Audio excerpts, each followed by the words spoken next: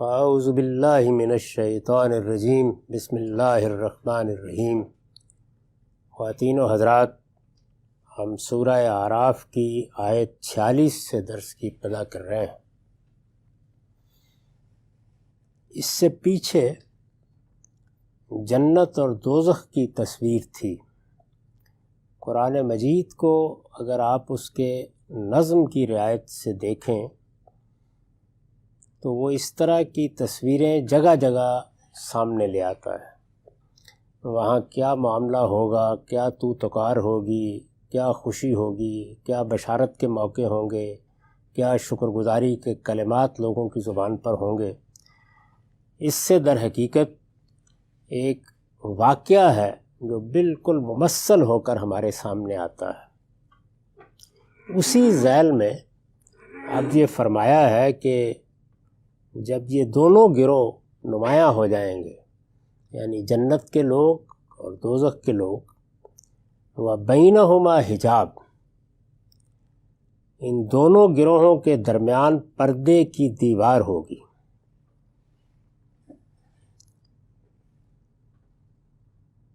پردے کی دیوار، اس کے لیے یہ لفظ بھی بالکل موزوں ہے، اور معلوم ہے کہ برزخ کا لفظ بھی اسی معنی میں استعمال ہوا ہے، بلکہ برزخ کا لفظ اصلاً ایک فارسی سے آیا ہوا لفظ ہے جس کا مفہوم کم و بیش یہی ہے، آڑ، پردہ، وہ چیز جو درمیان میں حائل کر دی جائے۔ ان دونوں گروہوں کے درمیان پردے کی دیوار ہوگی۔ اس پر میں نے لکھا ہے اصل میں لفظ حجاب استعمال ہوا ہے، اس سے مراد وہ دیوار ہے جو دوزخ اور جنت کے درمیان کھڑی کر دی جائے گی۔ سورہ حدید کی آیت 13 میں اس کا ذکر ہے۔ اس طرح کی دیواریں وہاں کیا ہوں گی، ان کی نوعیت کیا ہوگی، ظاہر ہے کہ ہم اس کی حقیقت نہیں سمجھ سکتے، چنانچہ ہمیں متنبہ کر دیا گیا ہے قرآن مجید میں کہ ایسے تمام امور میں متشابہات کا طریقہ اختیار کیا ہے۔ اللہ تعالیٰ نے یہ بات خود واضح کر دی ہے۔ متشابہات کا مطلب یہ ہے کہ ہمارے علم میں جو چیزیں ہیں یا ہم جن تصورات سے واقف ہیں اور ان کے لیے ہماری زبان میں الفاظ اور تعبیریں موجود ہیں، ان کو لے کر ان چیزوں کی ایک تصویر بنائی جاتی ہے۔ یہ مطلب ہے متشابہات کا۔ اس کا ہرگز یہ مطلب نہیں ہوتا کہ وہ کوئی مشتبہ چیزیں ہیں یا مبہم چیزیں ہیں، یا ہم جب وہ بیان کی جاتی ہیں تو ان کے معنی نہیں سمجھ سکتے، نہیں، ان کی حقیقت نہیں جان سکتے۔ تو معنی تو ہم سمجھ رہے ہوتے ہیں۔ جب ایک خواب بیان کیا جاتا ہے اور سیدنا یوسف علیہ السلام یہ کہتے ہیں کہ میں نے 11 ستارے اور سورج اور چاند کو اپنے سامنے جھکتے دیکھا ہے، تو معنی سمجھنے میں کوئی دقت نہیں ہوتی۔ ہم جانتے ہیں کہ 11 ستاروں کا کیا مطلب ہے، اور ہمیں معلوم ہے کہ سورج اور چاند کے الفاظ کس مفہوم میں بولے جاتے ہیں، لیکن حقیقت کیا تھی، یعنی یہ خواب کس چیز کی تعبیر تھا، اس کو عربی زبان میں تعویل کہا جاتا ہے۔ یعنی تعویل اصلاً اس مفہوم میں بولا جاتا ہے، کسی چیز کی حقیقت۔ تو خواب میں جب چیزیں ممثل کر کے دکھائی جاتی ہیں تو اس کے پیچھے کیا حقیقت ہوتی ہے، اس کے لیے لفظ تعویل استعمال ہوتا ہے۔ اللہ تعالیٰ نے تنبیہ فرمائی ہے کہ ایسے تمام معاملات میں یہی طریقہ اختیار کرنا چاہیے۔ تو بس حجاب سے جو ایک مدعا سمجھ میں آتا ہے وہ سامنے رکھنا چاہیے۔ وَبَيْنَهُمَا حجاب، ان دونوں گروہوں کے درمیان پردے کی دیوار ہوگی۔ وَعَلَى الْأَعْرَافِ رِجَالٌ، اور دیوار کی برجیوں پر کچھ نمایاں اور ممتاز لوگ ہوں گے۔ یہ جو ترجمہ کیا میں نے، نمایاں اور ممتاز لوگ ہوں گے، اس کی کیا وجہ ہے؟ اس پر اس تفسیر کا نوٹ ہے۔ آیت کے الفاظ ہیں وَعَلَى الْأَعْرَافِ رِجَالٌ، لفظ اعراف کے معنی بلندیوں کے ہیں۔ قرینہ دلیل ہے کہ یہاں یہ ان برجیوں اور دیدبانوں کے لیے آیا ہے جو اطراف و جوانب کو دیکھنے کے لیے اس دیوار پر بنی ہوں گی جو دوزخ اور جنت کے درمیان کھڑی کی جائے گی۔ یعنی جیسے بڑے بڑے قلعے بنائے جاتے ہیں یا قدیم زمانے میں بستیاں بسائی جاتی تھیں اور ان کی فصیلیں کھینچ دی جاتی تھیں، وہ تصویر ہے جو قرآن مجید نے بیان کی ہے۔ حقیقت کیا ہوگی، وہ دیواریں کیسی ہوں گی، یہ ہم نہیں جانتے، لیکن تصویر وہی ہے کیونکہ ہم اس سے واقف تھے۔ لفظ رجال جب اس طریقے سے آتا ہے جس طرح یہاں آیا ہے تو اس سے نمایاں اور ممتاز شخصیتیں مراد ہوتی ہیں۔ یعنی لفظ رجال جب کرینہ یہ بتا رہا ہو کہ یہاں مردوں کے معنی میں نہیں ہے، تو پھر وہ ممتاز اور نمایاں شخصیات کے مفہوم میں آتا ہے۔ عربی زبان میں بھی آتا ہے اور ہماری اپنی زبان میں بھی یہ تعبیریں موجود ہیں۔ یہاں اس سے امتوں کے رجال مراد ہیں جو دنیا میں حق کے علمبردار اور خیر کے داعی بن کر کھڑے ہوئے۔ یعنی جس وقت یہ سب فیصلے ہو رہے ہوں گے تو اس موقع پر بلند ترین جگہوں پر دیدبانوں میں بڑی عزت کے ساتھ وہ لوگ کھڑے ہوں گے جنہوں نے یہاں اللہ کا دین پہنچایا، جنہوں نے حق کی دعوت دی، جنہوں نے لوگوں کو سچائی کی طرف پکارا، جو پیغمبروں کے ساتھی بن کر کھڑے ہوئے۔ قرآن مجید نے ان کے لیے جو تعبیریں استعمال کی ہیں وہ بڑی غیر معمولی ہیں، جیسے فرمایا ہے کہ اولئک مع الذین انعم اللہ علیہم من النبیین والصدیقین والشہداء والصالحین، یعنی یہ وہ بڑی بڑی کیٹیگریز ہیں۔ صالحین کا لفظ تو سب کے لیے بولا جا سکتا ہے، لیکن صدیقین اور شہداء یہ وہ غیر معمولی لوگ ہیں۔ جس طرح کہ رسالت مآب صلی اللہ علیہ وسلم کے ساتھیوں میں حضرت صدیق، یعنی ایک ہی نہیں دوسرے بھی بہت سے تھے، وہ تو صدیق اکبر ہیں، یعنی سب سے بڑھ کر سب سے پہلے تصدیق کرنے والے۔ اسی طرح کا معاملہ شہداء کا ہے۔ بنی اسماعیل پورے کے پورے اس منصب پر فائز ہیں، بنی اسرائیل کو یہی حیثیت حاصل رہی ہے۔ ایسے ہی اللہ تعالیٰ کے وہ بندے جن کو اللہ تعالیٰ یہ توفیق دے کہ وہ اللہ کے دین کی گواہی کے لیے کھڑے ہوں، وہ بھی یقیناً اس لقب کے مستحق ہیں۔ تو یہ لوگ ہیں جو وہاں کھڑے ہوں گے، اور یہ کیا کریں گے؟ یعرفون کلا بسیماہم، جو ہر ایک کو اس کی علامت سے پہچانیں گے۔ یہ قرآن مجید کے اشارات سے معلوم ہوتا ہے کہ جس وقت انسان وہاں اٹھائے جائیں گے تو ان کے اعمال کا ان کی پیشانیوں پر ظہور ہو جائے گا۔ حدیثوں میں بھی یہ چیز آتی ہے، میں نے یہاں لکھا ہے، یعنی اس علامت سے جو لوگوں کے اعمال کے اثرات سے ان کے چہروں پر نمایاں ہو جائے گی۔ اچھے عمل کیے ہیں تو اس کی بھی کچھ علامتیں ہوں گی، برے اعمال میں غلطان رہے ہیں تو ان کی بھی کچھ علامتیں ہوں گی۔ روایتوں میں آتا ہے کہ رسول اللہ صلی اللہ علیہ وسلم اپنی امت کو وضو کے آثار سے پہچانیں گے، جن سے ان کی پیشانیاں اور چہرے چمک رہے ہوں گے۔ اس نوعیت کے بعض اشارات قرآن میں بھی ہیں، یعنی ان کی پیشانیوں سے، ان کی علامتوں سے ان کو پہچان لیں گے۔ جو ہر ایک کو اس کی علامت سے پہچانیں گے۔ وَنَادَوْا أَصْحَابَ الْجَنَّةِ، اور جنت کے لوگوں کو پکار کر کہیں گے کہ سلام علیکم، ان سلام علیکم، تم پر سلامتی ہو۔ لم يدخلوها وهم يطمعون، یہ ابھی جنت میں داخل نہیں ہوں گے مگر امیدوار ہوں گے کہ داخل ہو جائیں گے۔ یعنی ظاہر ہے کہ ایک بلند جگہ پر کھڑا کر کے ان کا انتخاب کر کے جب اللہ تعالیٰ ان کو یہ موقع دیں گے کہ وہ یہ بات کریں تو یہ فیصلہ تو ہو ہی چکا کہ وہ جنتی کے لوگ ہیں، لیکن وہ امید رکھتے ہوں گے کہ اللہ ان کے اوپر بھی کرم فرمائے گا۔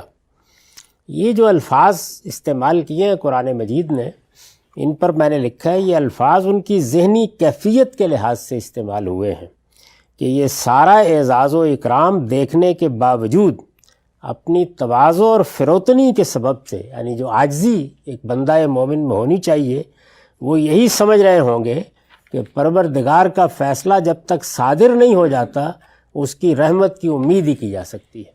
یعنی اللہ تعالیٰ تو ان کو باہر روکیں گے اس عزت کے لیے، اس اکرام کے لیے۔ ابھی وہ جنت میں داخل نہیں ہوئے ہوں گے، لوگوں کو جنت میں داخل ہونے کا اذن دے دیا جائے گا، اور یہ جو غیر معمولی شخصیات ہیں یہ اس مقام پر فائز کی جائیں گی، یہ ان کا مرتبہ ہوگا، لیکن وہ امیدوار ہوں گے کہ ہمارے حق میں بھی اللہ کا فیصلہ اچھا ہی فیصلہ ہوگا۔ تو ان کی ذہنی کیفیت کے لحاظ سے یہ الفاظ استعمال کیے ہیں کہ وہ اس امید میں کھڑے ہیں کہ پروردگار ہمیں بھی یہ عزت بخشے گا۔ قرائن تو سارے ان کے حق میں ہے، لیکن ظاہر ہے کہ ابھی فیصلہ صادر نہیں ہوا۔ لم يدخلوا وهم يطمعون وَإِذَا صُرِفَتْ أَبْصَارُهُمْ تِلْقَاءَ أَصْحَابِ النَّارِ، ان کی نگاہیں جب دوزخ والوں کی طرف پھیری جائیں گی۔ یہ جو الفاظ استعمال کیے ہیں اس سے کیا مراد ہے؟ میں نے لکھا ہے آیت کے الفاظ بتا رہے ہیں کہ جنت کے نظارے میں ان کی محویت کو دیکھ کر، یعنی جنت کی نعمتیں جو ان کی دعوت پر، ان کا پیغام سن کر، ان کے ذریعے سے ہدایت پا کر لوگ داخل ہو گئے، ان کی خوشی، ان کا اطمینان، یہ جنت کے نظارے ان کے سامنے ہوں گے، اس لیے کہ وہ دیدبانوں میں کھڑے ہیں، بہت عزت کی جگہ پر۔ آیت کے الفاظ بتا رہے ہیں کہ جنت کے نظارے میں ان کی محویت کو دیکھ کر انہیں توجہ دلائی جائے گی کہ ذرا ایک نظر ان اہل دوزخ پر بھی ڈال لیجیے۔ تو صرفت یعنی نگاہیں پھیری جائیں گی، توجہ دلائی جائے گی، یہ الفاظ اس لیے استعمال ہوئے ہیں۔ یہ امر ملحوظ رہے کہ جنت اور دوزخ کا یہ مشاہدہ انہیں اس لیے کرایا جائے گا کہ حق و باطل دونوں کا انجام اپنی آنکھوں سے دیکھ لیں، یعنی وہ محض جنت میں جانے کے امیدوار ہو کر عام لوگوں کی طرح داخل نہیں ہو جائیں گے، بلکہ پہلے جو اصل فیصلہ ہے اس کے نتائج ان کے سامنے کھول دیے جائیں گے، اور اہل حق کو بشارت دیں اور حق کے دشمنوں کی فضیحت کے لیے ان کو سرزنش کریں۔ اس موقع پر پہلے تو جس طرح کے بیان ہوا وہ اہل جنت کو سلام کہیں گے، سلامتی کی دعا دیں گے، اور اس بات پر خوش ہوں گے، مسرت کا اظہار کریں گے کہ تم لوگ تو فائز المرام ہو گئے، اپنی منزل تک پہنچ گئے۔ تو فرمایا کہ ان کی نگاہیں جب دوزخ والوں کی طرف پھیری جائیں گی تو بے اختیار کہیں گے پروردگار ہمیں ان ظالموں کا ساتھی نہ بنانا۔ ربنا لا تجلنا، قالوا ربنا لا تجلنا مع القوم الظالمین، ہمیں ان ظالموں کا ساتھی نہ بنانا۔ یہ جو الفاظ ہیں ظالموں کا ساتھی نہ بنانا، یہ تعوذ کے الفاظ ہیں۔ میں نے لکھا ہے یہ تعوذ کے الفاظ ہیں جو دوزخ والوں پر نظر پڑتے ہی بے اختیار ان کی زبان سے نکلیں گے۔ ایسا ہی ہونا چاہیے، یعنی ایک بندہ مومن اسی جگہ کھڑے ہو کر دنیا میں بھی آخرت میں بھی ان نتائج کو دیکھے گا۔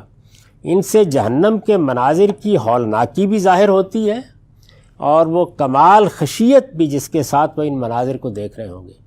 یعنی بندہ مومن جب اس دوزخ کو دیکھے گا جس کی یہاں خبریں سنائی گئیں تو اسی خشیت کے ساتھ پکارے گا، اور اس کی زبان پر ایسے ہی الفاظ آنے چاہیے، تو یہ کہیں گے۔ پھر اس کے بعد وَنَادَى أَصْحَابُ الْأَعْرَافِ رِجَالًا يَعْرِفُونَهُمْ بِسِيمَاهُمْ، اس کے بعد یہ برجیوں والے دوزخ کے کچھ نمایاں لوگوں کو پکاریں گے۔ یعنی جس طرح سے یہ کچھ نمایاں لوگ ہیں، یہ جنت کے نمایاں لوگ ہیں، وہ رجال ہیں جنہوں نے ہدایت کے علمبردار بن کر دنیا میں زندگی بسر کی، ہدایت لوگوں تک پہنچانے کے لیے اپنے آپ کو وقف کیے رکھا۔ یہ آگے واضح ہو جائے گا وہ کس طریقے سے بات کرتے ہیں۔ تو یہ اس موقع کے اوپر ادھر دیکھیں گے، جب نظریں پھیری جائیں گی، دوزخ دکھائی جائے گی، تو وہاں پر بھی ان لوگوں کو پہچان لیں گے، جس طرح ادھر پہچان لیں گے اسی طرح ادھر پہچان لیں گے۔ جس طرح یہ یہاں اپنی پیشانیوں سے ممتاز ہوں گے، ادھر بھی کچھ لوگ اپنی پیشانیوں سے ممتاز ہوں گے۔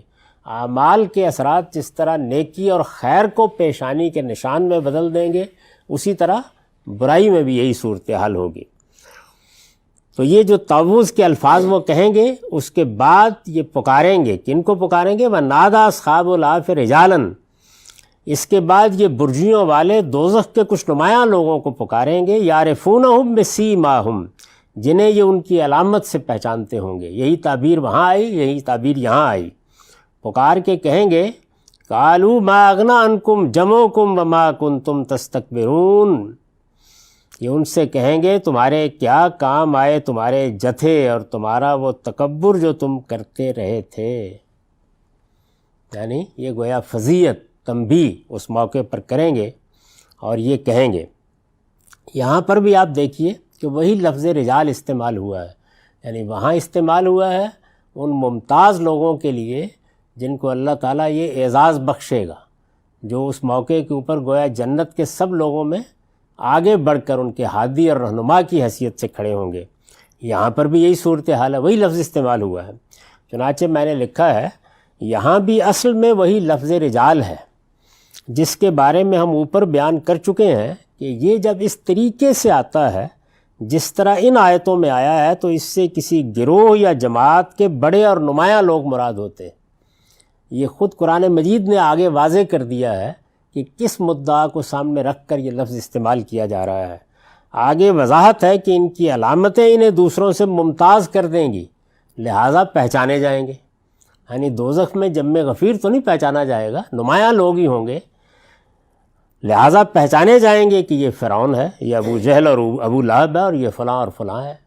گویا ادھر بھی اسی طرح کے لوگ موجود ہوں گے، یہ ان کو خطاب کریں گے۔ وَنَادَى أَصْحَابُ الْأَعْرَافِ رِجَالًا يَعْرِفُونَهُم بِسِيمَاهُمْ، یہ برجیوں والے کچھ نمایاں لوگوں کو پکاریں گے، یعنی دوزخ کے نمایاں لوگوں کو پکاریں گے جنہیں یہ ان کی علامت سے پہچانتے ہوں گے۔ قَالُوا مَا أَغْنَىٰ عَنْكُمْ جَمْعُكُمْ وَمَا كُنْتُمْ تَسْتَكْبِرُونَ، یہ ان سے کہیں گے تمہارے کیا کام آئے تمہارے جتھے اور تمہارا وہ تکبر جو تم کیا کرتے تھے، ذرا جنت کی طرف دیکھو۔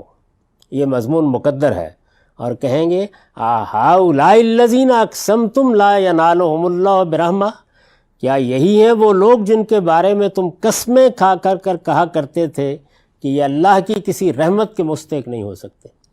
اب یہ دیکھیے، یہ شان کلام نے خود کھول کر بتا دیا کہ جو اوپر باتیں کہی گئی تھیں وہ کس مفہوم میں تھیں۔ یعنی یہ بات کہ وہ ابھی جنت میں داخل نہیں ہوئے لیکن امیدوار ہیں، یہ بات کہ وہ اس مقام پر کھڑے ہیں جو دیدبانوں کی طرح ہے۔ اب یہاں دیکھیے پوری طرح واضح ہو گیا، وہ لوگ کہ جن کو ابھی اپنی کوئی امید نہ ہو، درمیان کے اعمال کے لوگ ہوں، نہ نیکی کی ہو نہ برائی کی ہو، وہ اس لب و لہجے میں اس انداز سے دوزخ کے لوگوں کو اور ان کے ممتاز لوگوں کو خطاب کر سکتے ہیں۔ تو اس وجہ سے یہ بالکل غلط تعبیر لوگوں نے کی کہ اعراف کوئی درمیان کے لوگوں کا ذکر ہے، یہ اس میں ہوں گے۔ ہمارے ہاں یہ تعبیر ادب میں بھی داخل ہو گئی اور عام طور پر لوگوں نے اس کو اختیار کر لیا۔ یہ در حقیقت وہ لوگ ہیں جس کو بیان کیا نا، وَلِكُلِّ قَوْمٍ ہاد، ہر قوم میں اللہ کا کوئی ہادی ضرور اٹھتا ہے، ہر قوم کے اندر اللہ کی شہادت دینے والے لوگ پیدا ہوتے رہتے ہیں، اور اللہ تعالیٰ قیامت تک کے سلسلے کو جاری رکھے گا۔ حدیثوں میں بھی آتا ہے کہ ایسے لوگ قیامت تک باقی رہیں گے کہ جو اللہ کے دین کی گواہی دیں گے، اس کی شہادت دیں گے، یہ لوگ ہیں۔ جیسے مومن آل فرعون کا ذکر آتا ہے، کیا غیر معمولی تقریر ہے جو دربار میں اس نے کی ہے، کس شان کے ساتھ دیا ہے۔ اس طرح کے لوگ ہیں جو اس موقع کے اوپر اس عزت سے مشرف ہوں گے۔ تو یہ ان کی عاجزی کا بیان ہے۔ ظاہر ہے کہ جب اللہ کا فیصلہ، آپ یہ دیکھیے نا کہ سب لوگوں کو جہاز سے اتارا جا رہا ہے لیکن کپتان کھڑا ہے اپنی جگہ پر، تو یہ اس کی کوئی تذلیل نہیں ہے بلکہ اس کی ذمہ داری کا بیان ہے۔ اسی طرح سے یہ لوگ بھی اس عزت کے مقام پر کھڑے کیے جائیں گے اور اپنے اعزاز و اکرام کے ساتھ پکاریں گے، لیکن چونکہ ابھی اللہ تعالیٰ نے اندر داخل ہونے کی اجازت نہیں دی ہے تو اس وجہ سے وہ کہا ہے کہ وہ امیدوار ہوں گے۔ یہاں دیکھ لیجئے کس لب و لہجے میں خطاب کر رہے ہیں، یہ وہی اکابر کا لب و لہجہ ہے، یہ وہی شہداء کا لب و لہجہ ہے۔ تو وہ ان لوگوں کو، یعنی جو دوزخ میں نمایاں ہوں گے، ان کو پکار کر کہیں گے تمہارے کیا کام آئے تمہارے جتھے اور تمہارا وہ تکبر جو تم کیا کرتے تھے۔ اور پھر اس کے بعد یہ دیکھیے کیا الفاظ ہیں، یعنی جو لوگ جنت میں جا چکے ہیں ان کے بارے میں کہیں گے ہؤلاء الذین اقسمتم لا ینالہم اللہ برحمہ، یعنی یہ کمزور لوگ، یہ تمہارے ہاں کے غلام، یہ تمہارے ہاں کے مزدور، یہ جن کو تم حقارت کی نظر سے دیکھتے تھے، جن کے بارے میں یہ کہتے تھے کہ یہ خدا کی رحمت کے مستحق ہو جائیں گے، یہ دیکھو ذرا جنت کی طرف، انہی کے بارے میں کہا کرتے تھے۔ تو ان کو توجہ دلائیں گے فضیلت کے لیے، ذرا جنت کی طرف دیکھو، کیا یہی ہیں وہ لوگ جن کے بارے میں تم قسمیں کھا کر کہا کرتے تھے کہ یہ اللہ کی کسی رحمت کے مستحق نہیں ہو سکتے؟ کن کو کہتے تھے؟ انہی کو کہتے تھے، انہی کے سامنے کہتے تھے، یعنی کمزور لوگوں کے بارے میں پیغمبر سے کہتے تھے، صدیقین سے کہتے تھے، شہداء سے کہتے تھے، ہادیوں سے کہتے تھے، یہ لوگ ہیں جو تمہارا ساتھ دے رہے ہیں، یہ اراذلنا بادر رائے، ان کے بارے میں کہتے ہو کہ یہ اللہ کی رحمت کے مستحق ہو جائیں گے۔ اس پر میں نے لکھا ہے قرآن میں کئی جگہ بیان ہوا ہے کہ انبیاء علیہم السلام کے منکرین نے ان کے پیرووں کو ان کی غریبی اور کمزوری کے سبب سے بالعموم اسی نظر سے دیکھا، یعنی یہ جس کا بیان ہے اسی نظر سے دیکھا، اور ان کے بارے میں اسی اعتماد سے دعوے کیے ہیں کہ جنہیں خدا نے دنیا میں کچھ نہیں دیا وہ آخرت میں اس کی رحمتوں کے مستحق کیسے ہو سکتے ہیں۔ یہ استدلال قرآن مجید میں کئی جگہ بیان ہوا ہے۔ پیغمبروں کے بارے میں یہ کہا ہے کہ لولا نزل ھذا القرآن علی رجل من القریتین عظیم، ہمارے کسی بڑے پر، مکے کے کسی بڑے پر، طائف کے کسی بڑے پر قرآن نازل ہونا چاہیے تھا۔ اور جب لوگ ایمان لائے تو ان کو بھی یہی طعنہ دیا گیا کہ یہ لوگ ہیں، یہ ہمارے غلام، یہ نیچے بیٹھنے والے، یہ خاک برسر زمین، یہ لوگ ہیں جو آپ کے اوپر ایمان لا رہے ہیں، یہ کیسے اللہ کی رحمت کے مستحق ہو سکتے ہیں؟ دولت ہمیں یہاں ملی، خدم و حشم ہمارے گرد و پیش میں رہے، اقتدار کا ہما ہمارے سر پر بیٹھا، اور آپ یہ کہہ رہے ہیں کہ یہ جنت پہ سرفراز ہوں گے۔ ان کی طرف توجہ دلا کے وہ کہیں گے کہ یہی لوگ ہیں، ہؤلاء الذین اقسمتم لا ینالھم اللہ برحمہ، یہی لوگ ہیں جن کے بارے میں تم قسمیں کھا کر کہا کرتے تھے کہ یہ اللہ کی کسی رحمت کے مستحق نہیں ہو سکتے۔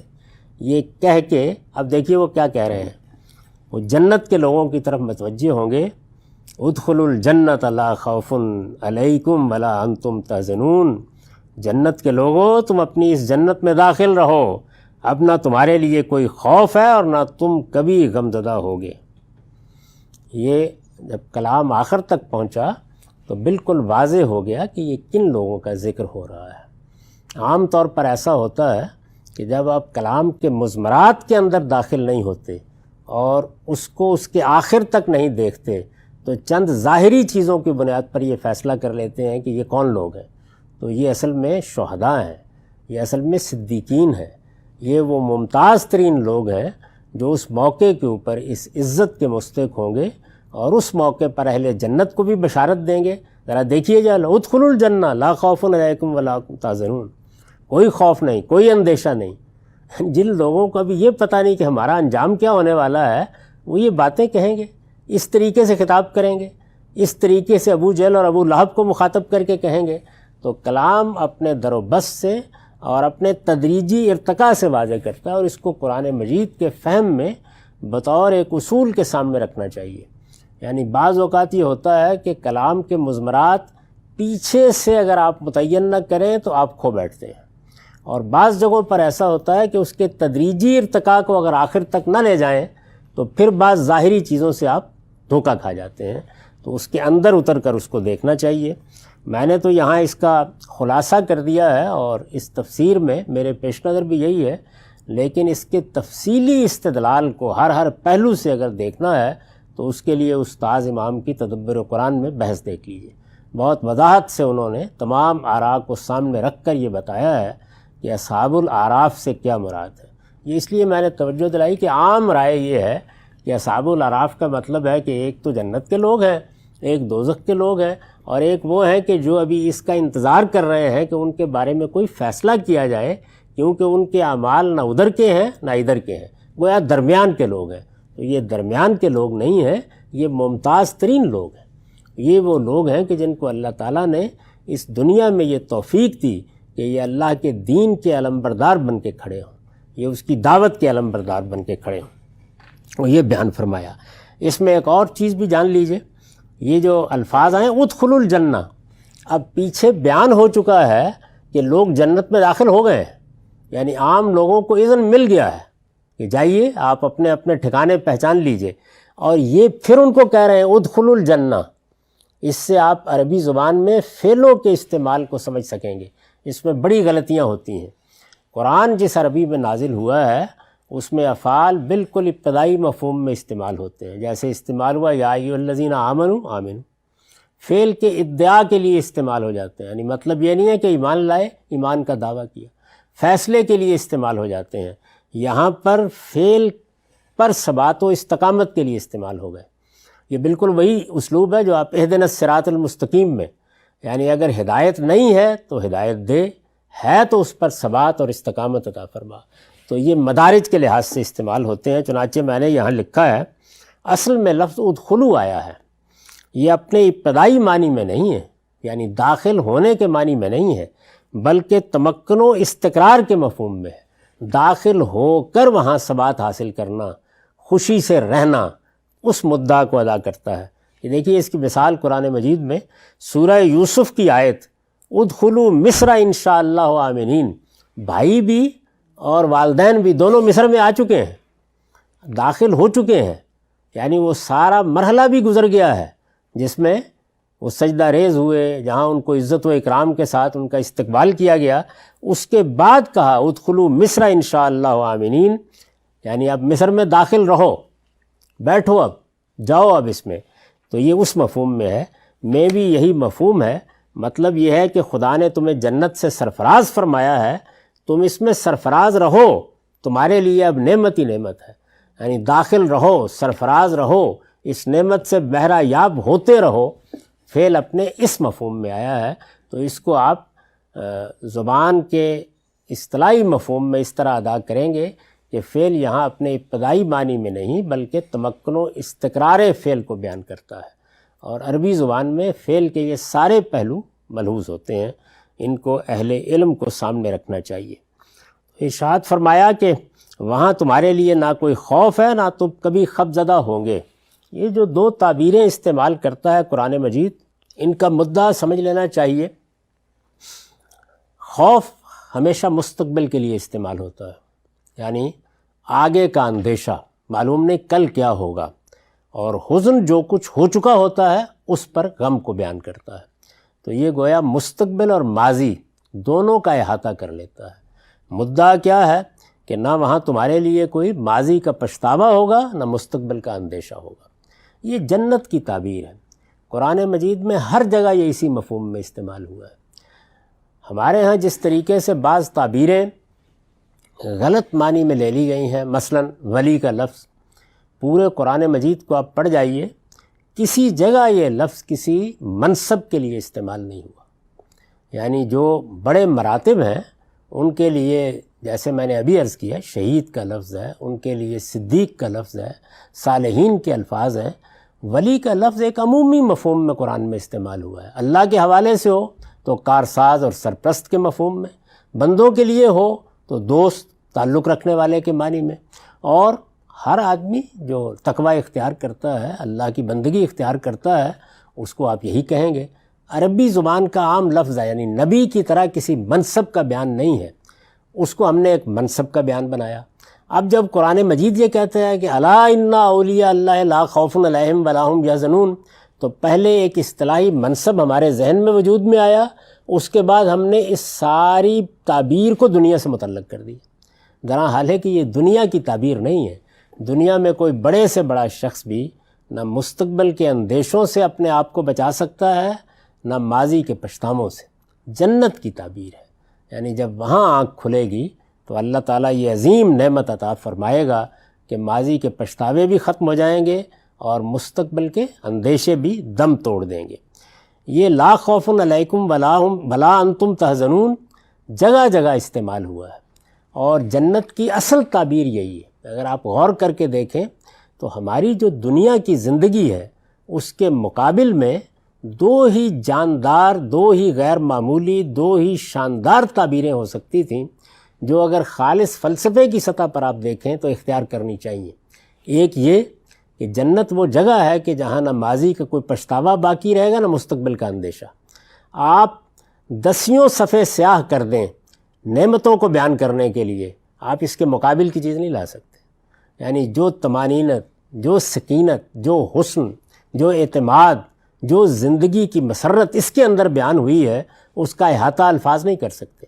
اور دوسری کیا ہے؟ وَلَكُمْ فِيهِ مَا تَشْتَهِي أَنفُسُكُمْ، یعنی اس سے آگے کیا چیز ہے؟ خواہش میرے اندر پیدا ہوتی ہے، کوئی ہو جائے، میرا پروردگار کہتا ہے کہ جو چاہو گے پورا کر، جس چیز کی طلب کرو گے وہ پوری ہو جائے گی. ظاہر ہے اس کے اوپر بھی کچھ قیود لگی ہوئی ہیں اور ہر کلام پر لگی ہوتی ہیں. اب یہ تو نہیں ہے کہ میں وہاں جا کے ہوں کہ اللہ تعالیٰ آپ ذرا خود تشریف لے آئیے دیجیے اور مجھے اپنا منصب عطا فرما دیجیے. تو جو خواہشیں کی جا سکتی ہیں یا بندوں کے شائن شان ہیں یا انہیں کرنی چاہیے، یہ انہی کا بیان ہے. اس تعبیر کو بھی اچھی طرح سمجھ لیں کہ اس کا دنیا سے کوئی تعلق نہیں ہے، یہ آخرتی کی تعبیر ہے، اور اہل جنت کو وہ یہ خوشخبری دیں گے۔ اقول قولی ھذا واستغفر اللہ لی ولکم ولسائر المسلمین۔